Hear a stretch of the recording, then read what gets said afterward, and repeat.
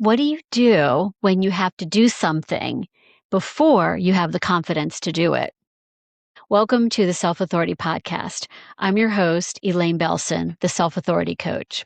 Today, I am joined by speaker, author, and networking expert, Diane Darling. In this conversation, Diane and I talk about what it takes to walk into a room when you don't know anyone. Speak up when you feel intimidated, and stop assuming you already know how other people are going to respond. Diane shares practical strategies for making networking easier, including how to decide which events are worth your time, why arriving early can change your experience, and how giving yourself a role can take some of the pressure off. But we also talk about something bigger. Being willing to practice, being willing to risk getting it wrong, and trusting that you have something worthwhile to contribute. Here's my conversation with Diane Darling.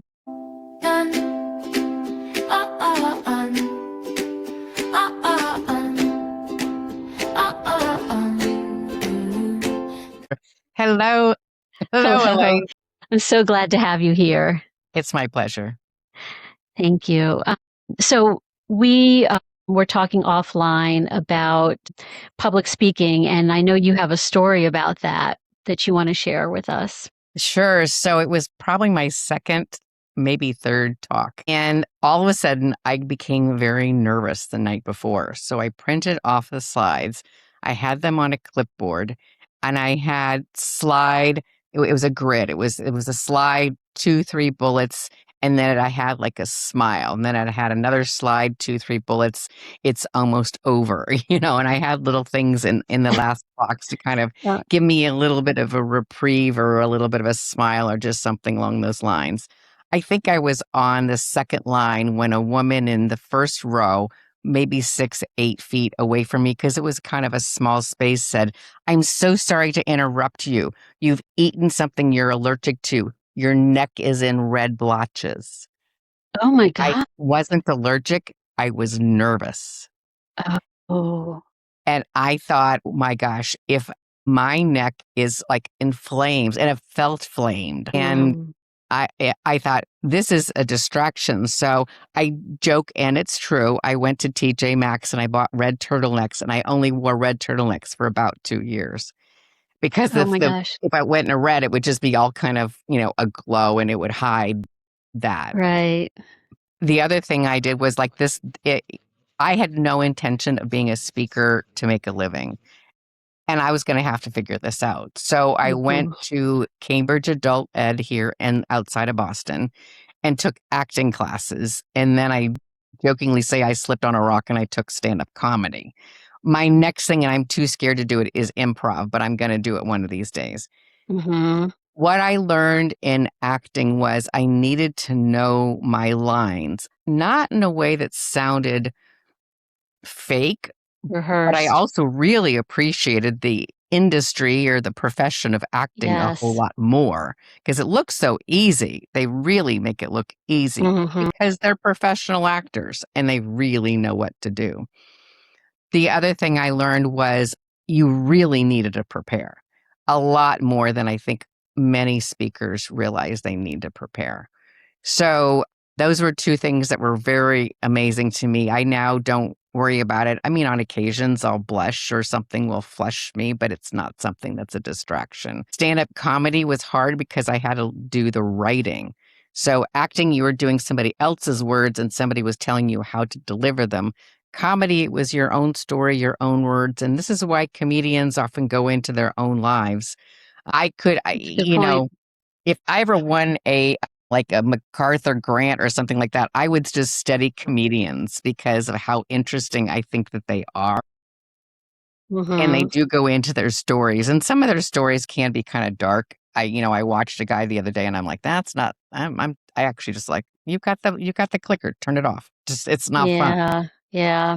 And they're very, very practiced, and which is why they don't laugh. I went to see Letterman when he was still, had this show in New York. I saw him twice. It's very rehearsed. And I remember sometimes when I would watch the show, there would be this person who would run through the back of this stage. And I'm like, how come that person never gets across the stage by the time the cameras are low and they start? It's Letterman, and he does it to get rid of his nerves. He Oh, literally sprints across the back of the stage right before the show starts and then comes out the side and gets his that's applause. interesting. Because it gets so now before I go on stage, I do a little bit of jumping jacks, squats. I'm in the corner doing all of that. Then my heart is all rev and it's in an anxious state when I walk onto the stage. It's in a heightened state and then it goes down instead of walking calm, then spike and then down. Interesting. I've heard some people say, you can interpret the nervousness as something negative or something positive, right? And so it's kind of like that. If you can think of it as excitement or rather It's than. healthy nerves. If I'm not nervous, something's wrong. Right, I, right. That's I, very true. it's good nerves. If the times I'm not feeling nervous, I'm like, yeah, something's wrong here. Right.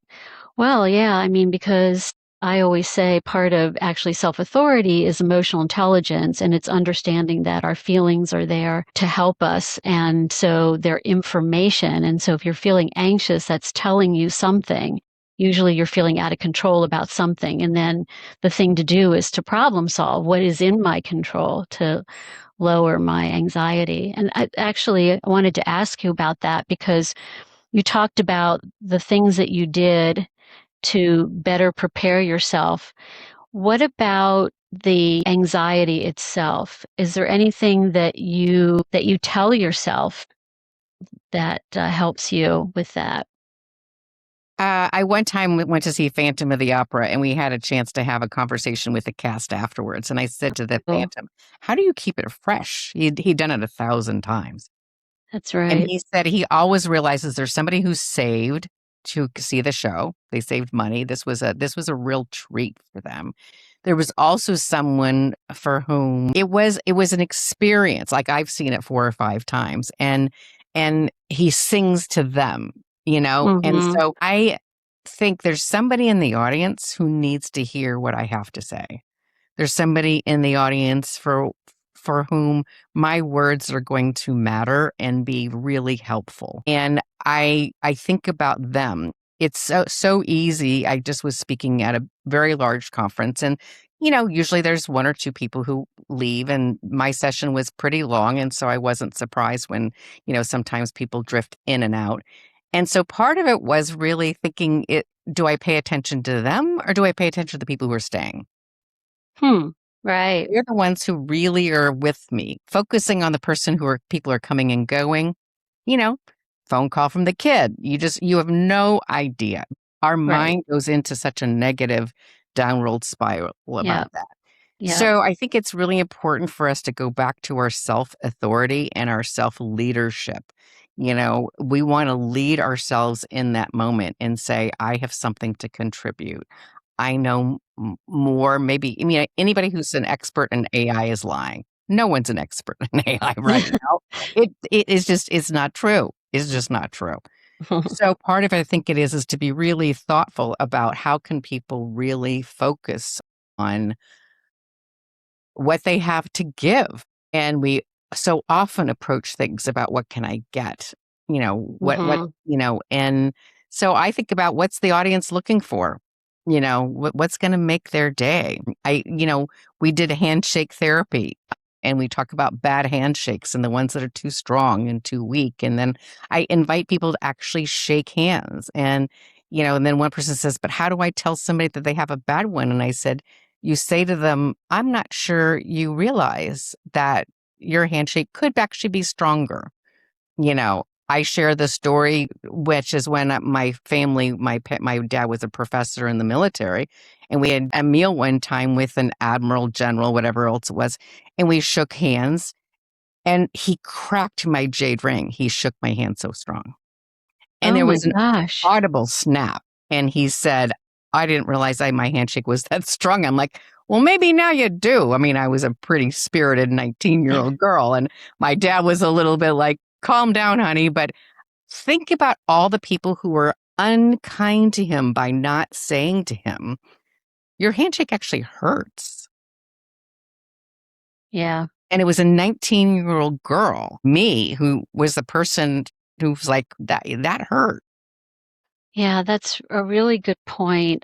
It it gets to something that I think women struggle with a lot, which is this desire to speak up. They feel or know that they have something important to say, but they don't say it. They get intimidated. So I remember being at the Nantucket conference many, many years ago, and they did one of those like Jeopardy things and had people shout out answers in the audience. I knew almost every single answer. I said really, none. wow. I just felt so intimidated because there were Oh. huge tech, brilliant people in that room. And I was running Mhm. a small women's association for women in technology, which is how I got the invitation. I assumed I was just so unimportant. And it just, to this day, I think about what was wrong with me. I knew so many answers. And very interesting. Yeah, I mean, I think that happens all the time, and that gets into imposter syndrome. What would you say to that person, that younger you now? I would say two things. Give yourself a hug. Give yourself grace. You know, it's easy to feel intimidated in those rooms. Two, I would say hold that little girl's hand. I have a picture of myself as I go out the door of myself in kindergarten, and I've just left it there. It's been there in every apartment I've ever had, and I just glance at her as I leave.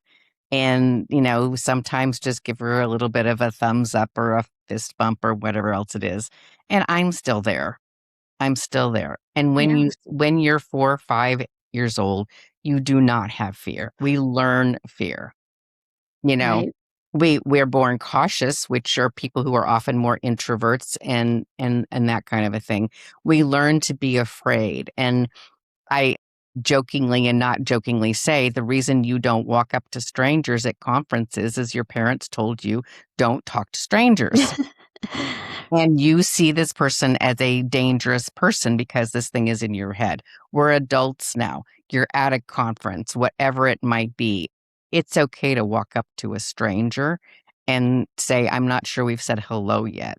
I've also learned to kind of position myself. So at this conference I just went to, I volunteered to as just one of the many volunteers on the opening party night. I was traveling alone. I didn't know anybody at this conference. It was my first time there. So the first time I'm at the opening party and I'm wearing a volunteer t-shirt, I could walk up to anybody and say, "Are you having fun? Do you need any help?" Uh-huh. So Right. I think it's also finding ways to give yourself a role can be helpful for Right. that imposter syndrome. I will also share another story. I spoke on imposter syndrome at Harvard Business School. I walked into the Oh. room. It was a part of a panel we had prepared ahead of time. I'm amazed the fire department didn't shut it out. It was packed, Oh, packed. wow. And you're with Interesting. at a conference at one of the top 5 business schools in the world, and it Right. is packed with people who want to overcome imposter syndrome. Wow. I'm like, I my first words were, "I got it now, folks. I didn't go to Harvard Business School. I don't have a Harvard degree. I don't have a degree from a top-tier school. I have a degree from a small, no name, liberal arts school in the Midwest." We in the panel talked and we each shared our different things. As I was wrapping up, there was a man who came up to me, and it was a women's conference, and so he stood out and he said, "I suffer from imposter syndrome and I have 2 degrees from Stanford. I can tolerate it, but it's happening to my son." And Mm. so we talked a little bit about some different ways for him to overcome that. I, at that point, frankly, send them to people like you because I'm not a therapist and I don't feel it's appropriate if they need something that's with licensed, they really need to go there. And I'm very Mhm. clear about where I don't play. I think Right. there's some coaches who do dabble in that, and I actually think that's just really not fair. they really need somebody who has your expertise. And at the same point, I get referrals from people who are therapists who I don't do what you do. Can you go to the networking event with them and, walk them into conversations and hold their hand when they come out, type of a thing. So part of it is, I think, going to the places where you can learn acting, places and get that practice and get that confidence. I sometimes, assign people the exercise of going to a grocery store that is nowhere where they'll ever shop again. They won't bump into anybody they ever know. Grab a can of soup and some crackers and go to the front of the line and say, I'm taking crackers and soup to someone who's sick. Would you mind if I cut in line? Wow. I can just imagine how intimidating that is for women to do something like that, ironically. And if you do it in a place that is really pretty safe, and you're not in a grocery store you're ever going to be in again. Right. Which is why I specifically say, don't do it in your neighborhood store. Right. You're going to be worried that someone's watching you or someone's going to bump into you and think that's odd. And it is why I learned to stick shift on a car that could, it wasn't going to be okay if I grind the gears. We don't learn this on a Maserati. We don't learn it on the Lamborghini. Right, right. So some of it you're saying is just practice and getting more comfortable with it. It's what 2-year-old goes out and runs a marathon when they're just learning to walk? It's important we stage ourselves. I there's a lot we could talk about with social media, but I think we see TV and we see things look easy and things look quick and fast and successful and all that kind of thing. Or we see other people who are somewhere we want to be and they make it look easy because they've been doing it longer, right? Yeah. I was lucky enough to go to Antarctica one time, and the first time you see an iceberg, it's just like, wow. Yeah. And then you remember everything that's underneath that. That's right. And when they flip, it's called calving. And when they flip, and because they move a fair amount, and you hear this crush, and then the water goes up, and you see what is underneath. We don't know what's underneath anybody's lives. Right. I don't do it very often. I do a talk about being homeless. Very few people look at me as a college-educated speaker thinking, oh, that girl at one point was homeless. I was homeless in my 40s. Oh, wow. I lived at the Y. Right. And I was really lucky that I felt very lucky that I found kind of a boarding house. And, and I would take my little bucket of toothbrushes and whatnot and go down the hall to the bathroom and come back to my little single room with very simple pine furniture. And I wanted to be safe and I wanted to regroup after some things had happened. I've been through bankruptcy. My sister's a convicted felon for arson and attempted manslaughter of my parents. So, people, we often project what other people are. There was a guy at this conference, cool guy, tall, black, very dapper, very dapper. And he coaches math and physics and runs a technology company. I think it's safe to say that a lot of people wouldn't look at him with his hat backwards and his beret, and you might have thought he was entertainment. Right. We still project, and if you say you don't, I'm not really sure you're authentic with yourself. I'll project. I would have thought he was part of the entertainment. He was fun. We had a delightful conversation. And when I said, what do you do? I was not expecting physics and technology. Yep.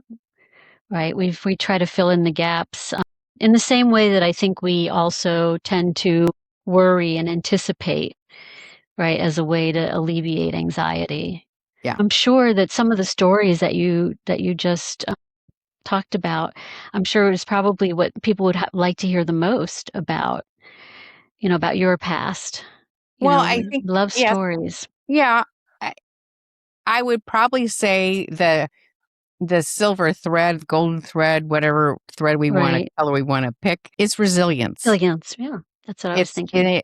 Can you put your feet on the floor and get yourself up? And sometimes we need support from other people. Sometimes we need the other people disappoint us.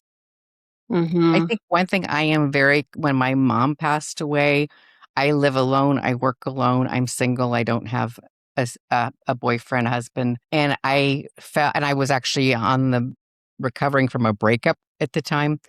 And I remember calling somebody from work, and actually at the time I was working alone. I called somebody from my previous job, and I said to her, "Here's what I'd like you to do is just to come over here. You don't have to say anything. You don't have to do anything. I just need somebody else in my apartment with me.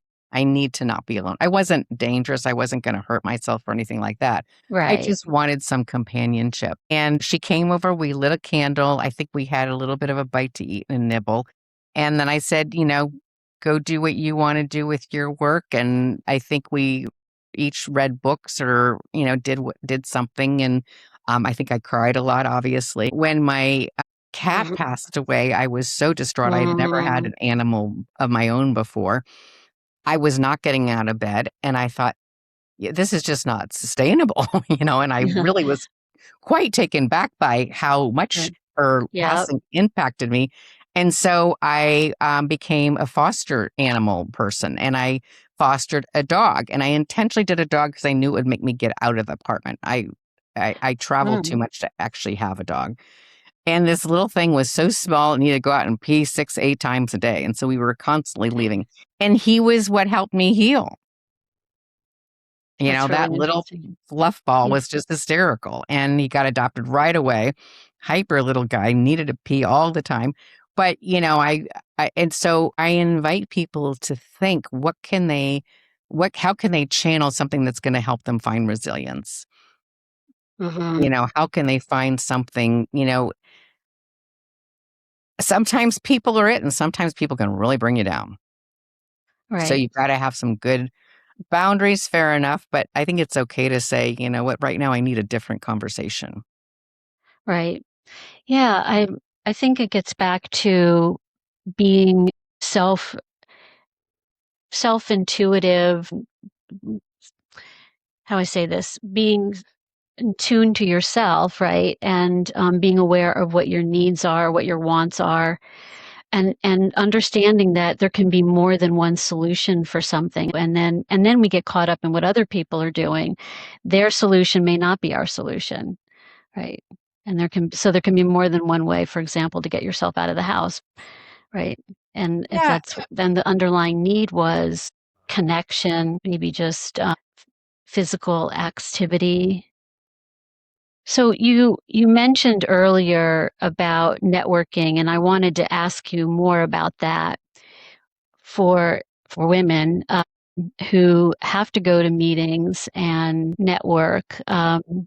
First of all, what is there a certain strategy that you take in terms of going into a room where you don't know anybody? yeah, I do. Got a lot of strategies. First of all, I do an exercise I jokingly call the weather report, which is whether or not you even go. And so it's a decision tree. Mhm. I'm a speaker, I'm going. You know, I'm the sister of the bride, I'm going. I mean, there's the obvious ones. The ones where it's an option whether or not to do some thinking about, is this the best room for me? Why am I going? I made an intentional decision. I did have a conflict not to go to a conference of all speakers. It's not because I dislike them. I had a conflict.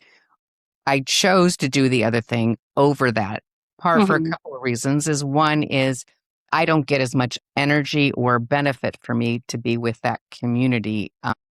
Whereas Right. there was other community I wanted to be with. And I also, so there was the energy part about it. The other thing is, what is my role? Is there an opportunity for me to participate? If I'm not the speaker, can I introduce a speaker?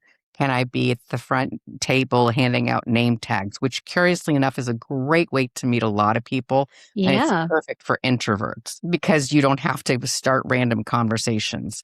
If you have, a note on your tag, that your name tag, that you're a volunteer, or you're on the welcoming committee, or you're on the finance committee, or whatever else it is. Absolutely. Get yourself a role at that event.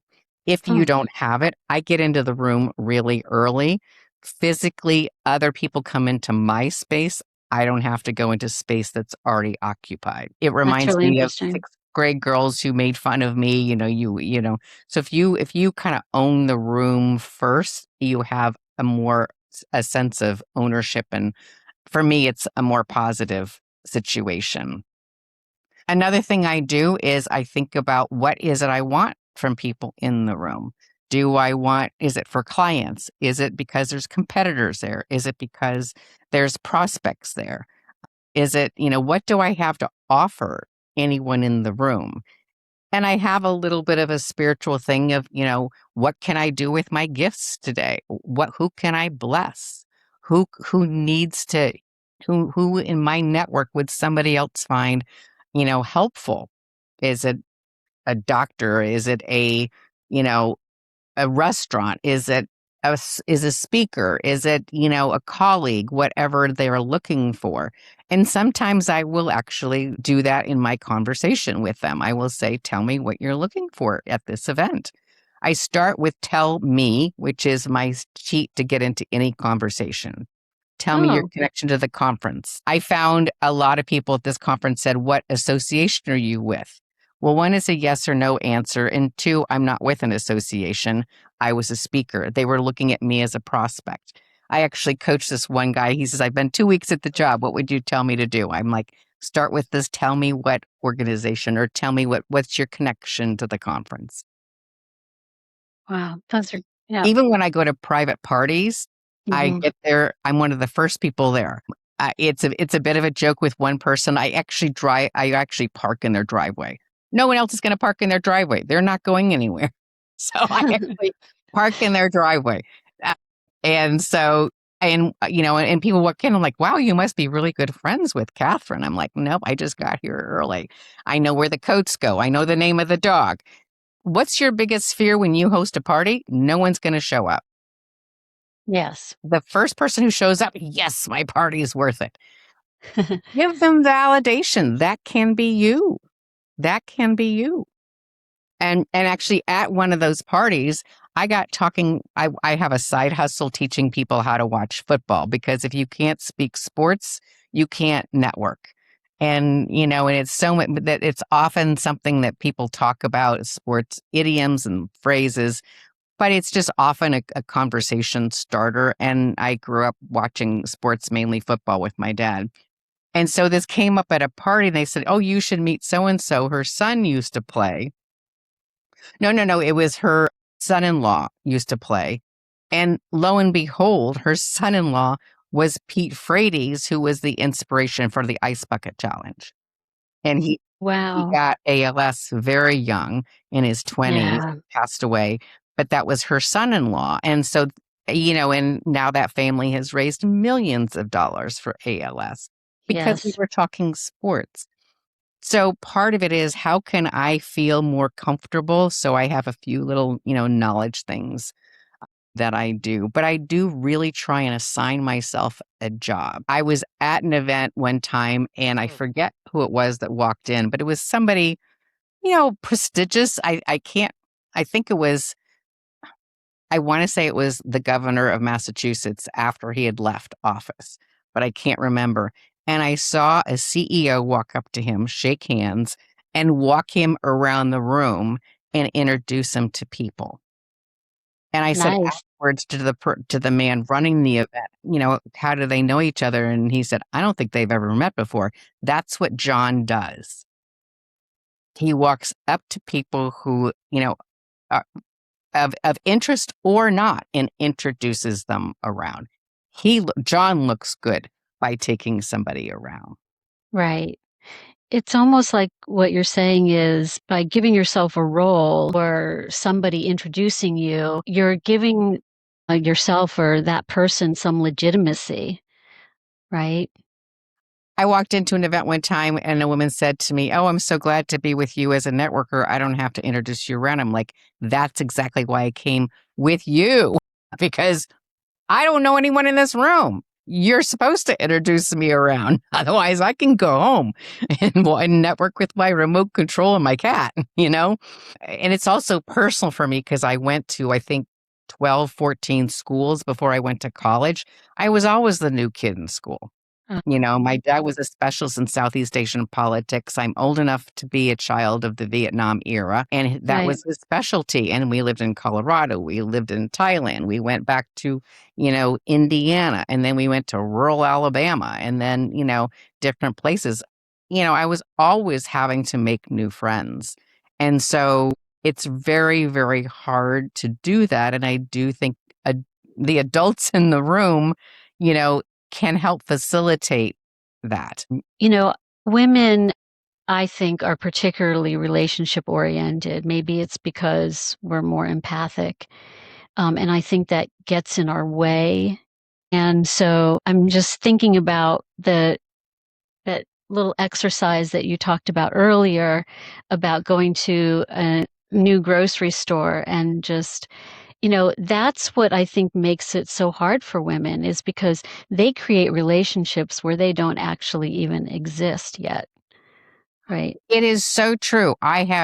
Yes, and I've been in touch with my therapist about this more than once because I'm like, I had such a nice conversation with him.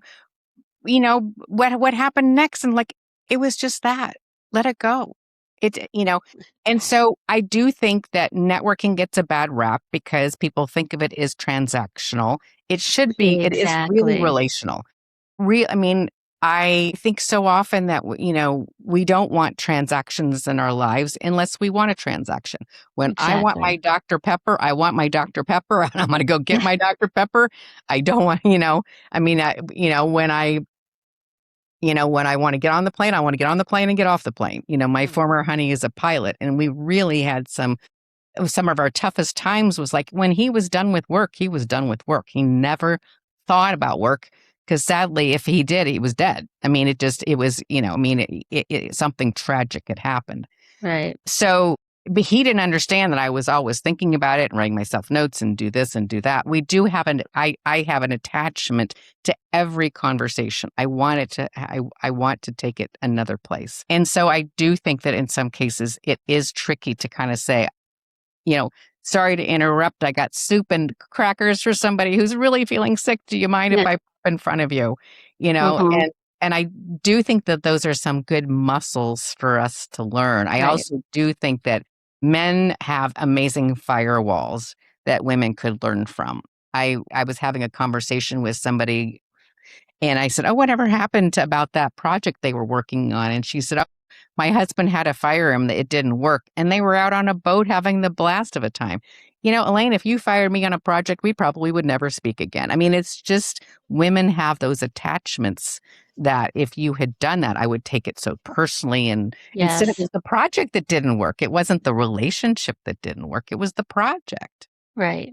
So I do think you've really hit on a really interesting button there, Elaine, that is very important for for women to think about. How can we, have some better exits? My therapist moved at one point and could no longer see me. And she says, "I'm going to help you learn a healthy goodbye."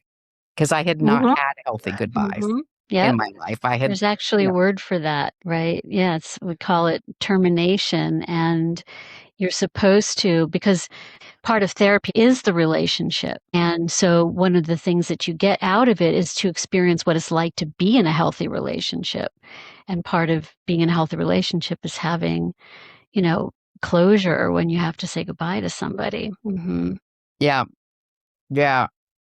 And that was a tough one. And it was tough and there was no surprise to it. And there was also time for us to go through, for me in particular, the ending of that. Right.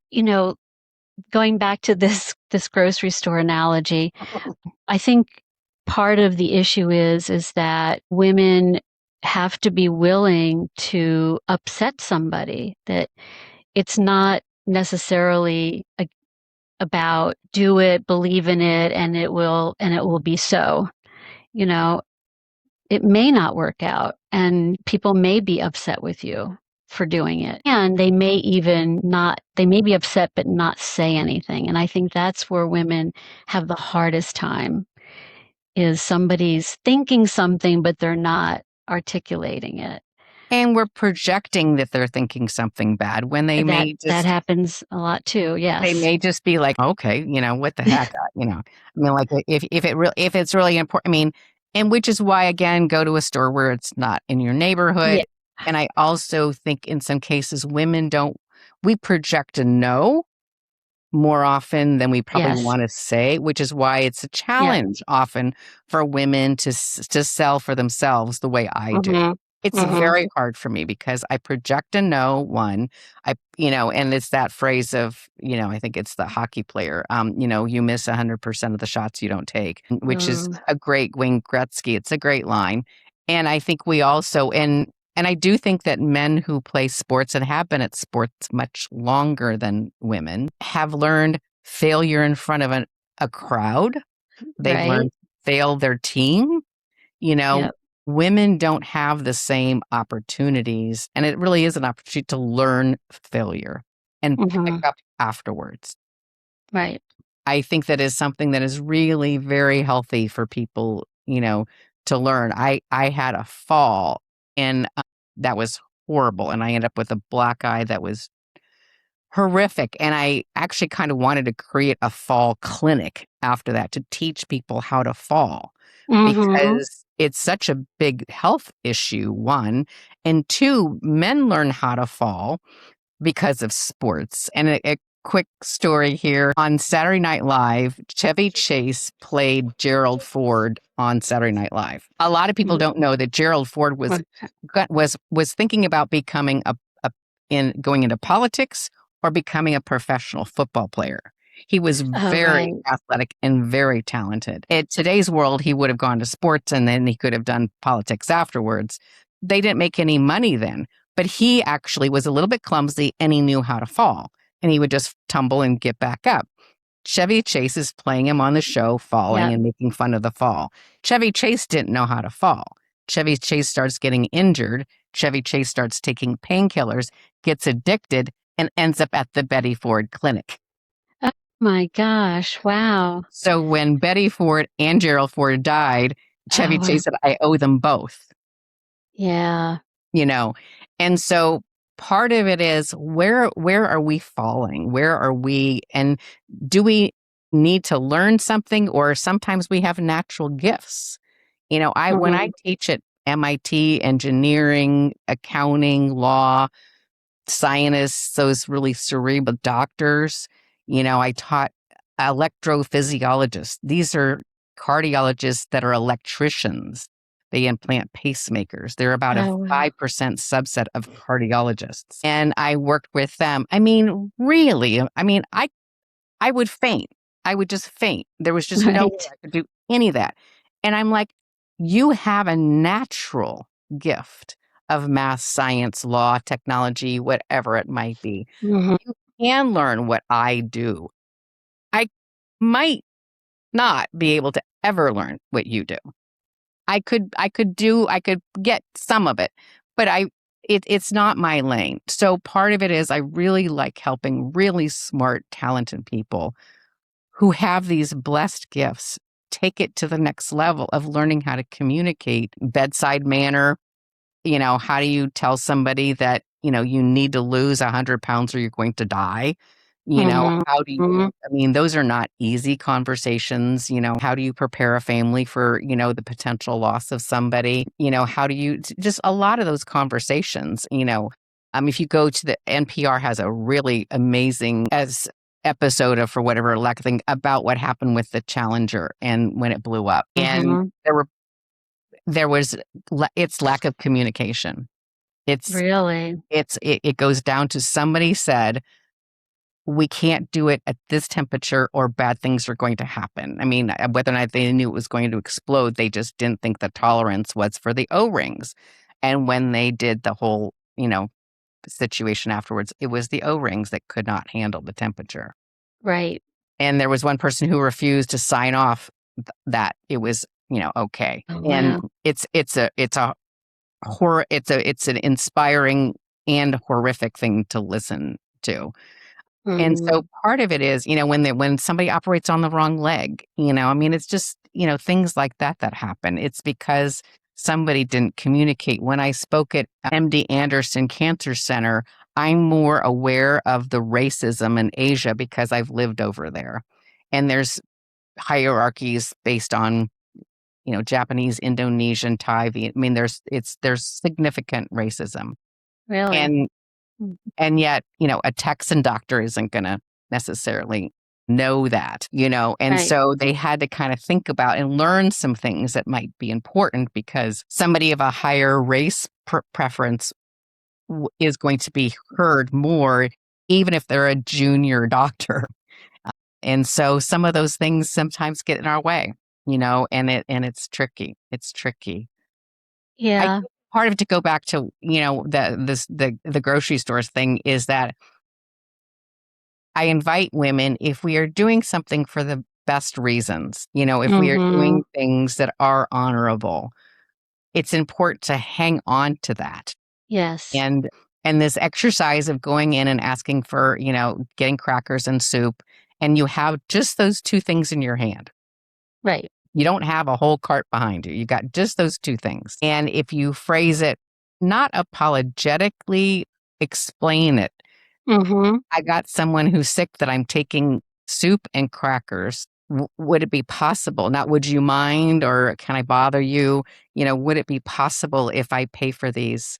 I've done this twice personally. And one person said, jump in front of me and I'll pay. you know, just, put them there. We'll ticket them and I'll add it to mine. Just go, and that just was like, wow, it just was something, and it wasn't a lot of money. It might've been $3, Right. Right. So I think be open to the possibilities of what other people can bring to us when we open ourselves up to it. It's hard. Life isn't for sissies. So you were talking a little bit more about communication. We talked about that also beforehand, about building relationships and communicating so that you can help others succeed. Can you talk a little bit more about that? So sometimes it's public speaking. I sort of run in 3 lanes. One is public speaking. I help people learn to polish up their public speaking. These are not typically people who are terrified of speaking. These are typically people who are working in an organization. They have some skills, they've got the topics, they've got slides and things like that. And they they're young middle career, and public speaking is a make or break for them. Everything from speaking up in meetings to presenting to the board to delivering some tricky topics. I'm working now with a nonprofit that is, dealing with anti-Semitism. And so there's some really heartfelt stories and conversations that are happening there. Some of the young professionals have uptalk. I want to talk about anti-Semitism. Well, do you or don't you? That sounds like it's a question. And so, and it's an important topic. There's some gravitas to that. And so we're doing everything from body language to how they come to the podium, to how they speak without the podium, how they speak with slides. So part of that is the one to many. Then the networking is, in many cases, the one to few or a smaller group of people, helping people figure out what room they go into and how do they best leverage that moment. And then the after part of that is then how do they build the relationships on a one-on-one basis? And I think part of the opportunity is to identify what is strong in that moment, what is an opportunity in that moment for polishing that up. I gave a talk yesterday on client services and, what are some things that you can do intuitively to foresee your client may need some other services. So teaching people how to communicate in those ways, what are some opportunities for them to be thoughtful, be kind, be authentic, are important. And then finding their words. And, we've talked a little bit about practice. I'm often their practice buddy, and we all sound so fabulous in our heads. You know, Yes. I mean, I'm Meryl Streep in the making, I mean, it just, and I love seeing interviews of Meryl Streep when she talks about forgetting her lines. It just makes your day. And an Yeah. interviewer recently asked her, do you ever fake doing that to make somebody junior feel comfortable? And she goes, I do, and she wants to make that other person feel really comfortable.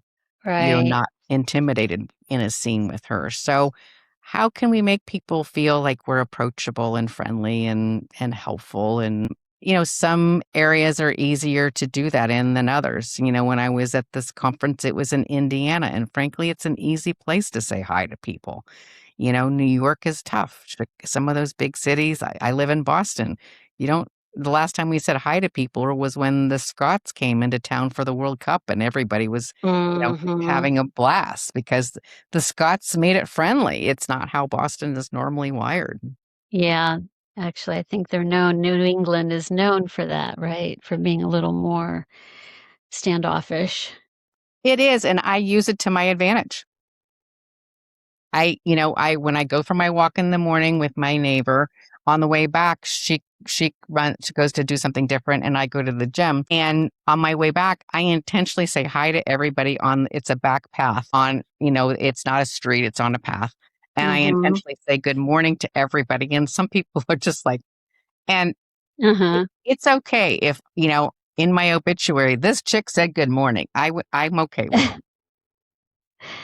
Yeah, I'm one that tends to smile at strangers when I pass them, and I remember during COVID, that was so frustrating for me because they couldn't see my face, and so And you know what? I found during COVID, Boston more friendly because I would just wave at everybody because you couldn't smile. They couldn't see your smile. So I Uh-huh. would just kind of do this and they would, kind of, oh gosh, and we're 6 feet apart, so Right. no one was doing anything awkward about that. Yeah, it was fine. So many interesting stories, Diane. Oh, so much we could talk about. Yeah. I invite your listeners to think, what can I do to make somebody else's day better, or even this moment? I sometimes we think too big. It's, what are your plans for 2027? I don't know. What are my plans for lunch? I mean, I sometimes we just need to bring it way down, Mhm. and offer somebody some accountability. A call earlier I had today, someone said she was just not getting anything done. And I said, I'm going to call you after my podcast and I'll see how you're doing. And how about you do that one thing you haven't wanted to do, for 2 days? And she's like, you're going to make me do that. And I'm like, yep, I'm going to make you do that. I'm not making her do it. Right, right. She's in Europe. I'm in Boston. I can't force her to put a gun to her head and make her do anything. Mhm, I mhm. can inspire her. I can motivate her. I can encourage her. I wrote an Right. article years ago called What Flossing and Networking Have in Common. And I said part of it Huh. is when you're done, you feel great, Yes. but you're not real excited to say, oh, yippee, I get to floss now. Yeah. Yeah, and it also is a reminder to be kind to ourselves too, right? To be helpful to ourselves. I will confess, I do have an ongoing conversation with Chat GBT. I started Mhm, in April about when I'm not feeling very good about myself. And I mhm, started it after I think I got rejected for a speaking gig, or it was my birthday, or I don't remember. mhm. And it's amazing what it remembers. And it's amazing for me how much it cheers you on. And it's amazing how I'm willing to go really bare bones with it Right, and say, and my therapist is a week away or whatever else it is, right, and I know I'm not going to be able to have that conversation for a little bit of time. And there's something very helpful for knowing that you can have a place to be authentic and you can have a place to be raw. I don't think we give ourselves that very often. right, I'm tired, I'm overwhelmed, I don't know where to start. I mean, my family has a history of depression. And so I jokingly say I'm like an Irish kid going to the beach with no sunscreen. I have the DNA, and I mhm. look for, things that might, particularly on gray days, particularly when I'm not getting enough exercise, that I might be needing to do something. And those are the moments I think that are helpful for us to say, is there somebody who maybe should make their day? Is there somebody who maybe I should send a text to and then say, do you have a minute just to say hi? That's great. Thank you so much. It's been such a pleasure. Thank you. So if people want to get a hold of you, how would they do that? They can get a hold of me, probably email. And if I don't email you back, please don't take that as a rejection. Just send me another one because sometimes they get lost. But my email is diane@dianedarling.com. You can also text me. I'm fine with that. It's 617-308-0405. I am on LinkedIn, and it's linkedin.com/in/Diane Darling, all one word. So that's another place to find me. I'm hardly on Instagram. I'm not really on Facebook. So, those are some of the other better places to be, but happy to be a resource to anybody. And certainly, any conferences, events, places that need a speaker, workshop, some consulting on networking, would be happy to help out. Thank you so much. It's been a pleasure. You've been a great person to talk to. Oh, thank you. One of my favorite takeaways from this conversation is how often we assume what others are going to think or say before we give them the chance to respond. We assume someone won't want to talk to us. We project a no. We worry we'll say the wrong thing. As a result, we don't take chances and we miss opportunities. Diane reminds us that confidence comes with practice. You try something. Maybe it works, maybe it doesn't. You learn from it. Give yourself some grace and try again. And sometimes the person walking away from your presentation isn't rejecting you, and the stranger you're afraid to approach may be just as relieved as you are that somebody started a conversation. If you found this episode helpful, please like and subscribe and share it with someone who could use a little more self-authority in their life. Until next time, remember, you already have what you need for self-authority. You just need to harness it.